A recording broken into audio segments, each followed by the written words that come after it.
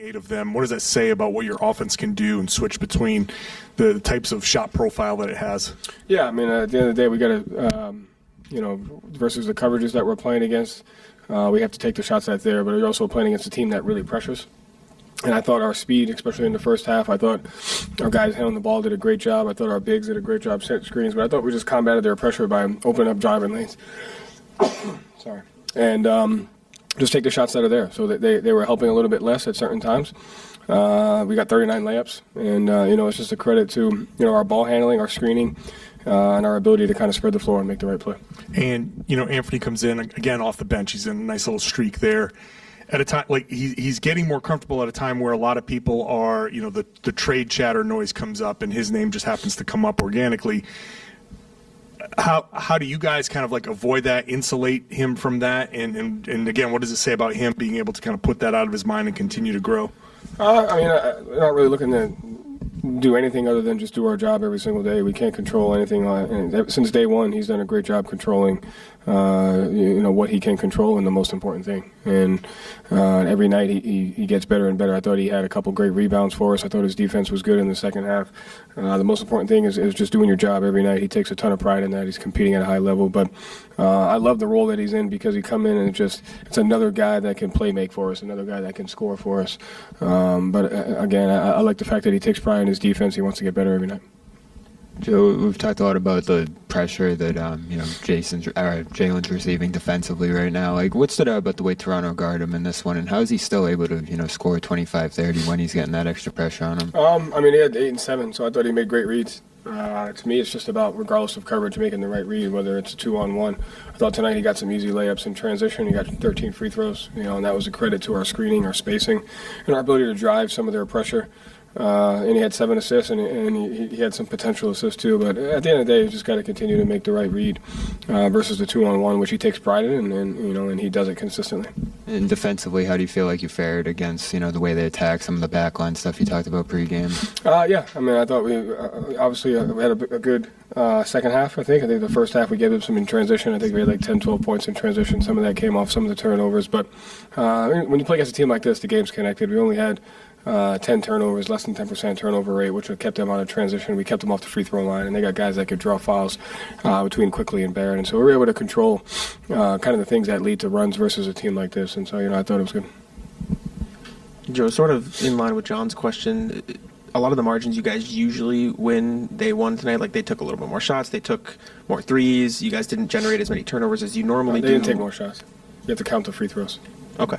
Okay, so I was going to say, what did you guys do to still win despite not necessarily, like the margins that have been common for you guys in a lot of your wins this year weren't there? Like, what were the different things that they did to combat that? We shot, it still helps to shoot 50% from 3. You only shoot 28, you have to be able to do that, but we got to the free throw line and we shot 39 layups, and I thought we did a good job keeping them off the free throw line. They only had 9 offensive rebounds, so it can look different every night. And at the end of the day, we just have to play to the scout from the standpoint of take away the team's strengths, and we can play different ways, as you've seen. And so we just have to continue to do that. But we got to the free throw line, we got 39 layups, and we kept them off the free throw line, and we kept them off the glass. And so all those things kind of add up.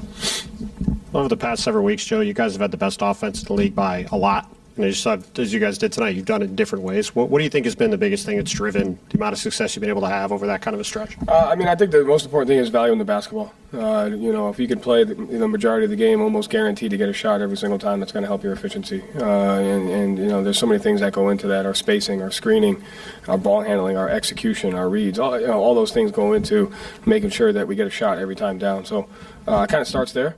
And, I think just execution. I think the guys take pride in just learning. We weren't great in our execution last game. It was a point of emphasis today in shoot-around. I thought the guys did a great job doing it. And I know what your expectations were for this group coming into the season, so I know you're not surprised at the success you've had overall. But is there anything that has been surprising about the way you guys have been able to build throughout the year? No. Nothing really. I thought knew what we had. I thought we had a great training camp. And I think our ability to continue to get better. And there's still plenty of time left. We have to get better, and we got to continue to grow. We got to continue to work on the details. So we're far from it, and we could play so much better. Joe, 19 points for Sam tonight. Had the steal in the fourth quarter, led to a transition bucket on the other side. That's more important than the shots. What'd you see from him tonight in the boost he gave you guys? He started. RJ Barrett's been playing well. Sam started on him, guarded him almost the entire game. To your point, most times RJ Barrett's in that transition situation. It leads to a foul or an N1. Sam took a great angle, got a steal, kind of led to a play for us. Did a great job keeping him off the free throw line.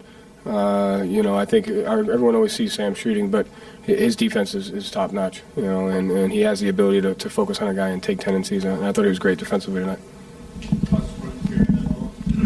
Joe, what's the kind of the chess match of responding to their adjustments? Like, teams are now starting to play Jalen different. They're forcing him to make plays. They're, trying to make him dribble and kind of into mistakes. Teams are running you off the three-point line. You can see the other teams reacting to what you've done. What's the next move, or how do you kind of respond to that? Yeah, every game's different. So we don't know what it's going to be night in and night out. We just have to be able to execute. Jalen did a great job tonight finding 2-on-1s, making the right play. Whether teams run him off, he got 13 free throws. So he was able. To me, it's just having an understanding of what the game plan is and being able to execute that.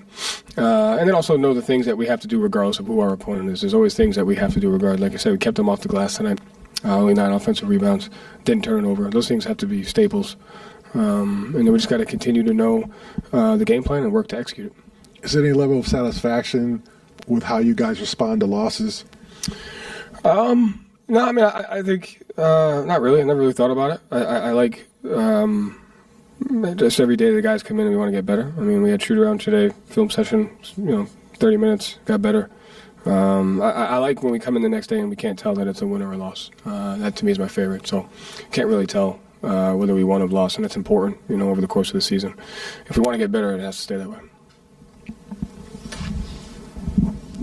Joe, you mentioned valuing the basketball. Peyton Pritchard, I think, leads the NBA right now in assist to turnover ratio. How have you seen him just adjust to being like the starting point guard for this team, and how much of a role does he play in that, you guys having that strength? Yeah, he's got an innate ability to the biggest thing is he knows when to keep his dribble, knows how to keep it. And that, to me, is the biggest thing. He knows how to keep his dribble. He knows how to get himself out of tough spots. Knows how to make a play. Can create separation if he gets below the free throw line. Can score at all 3 levels. So he has a great knack for knowing how to keep his dribble, which I think goes a long way in making sure you take care of the ball.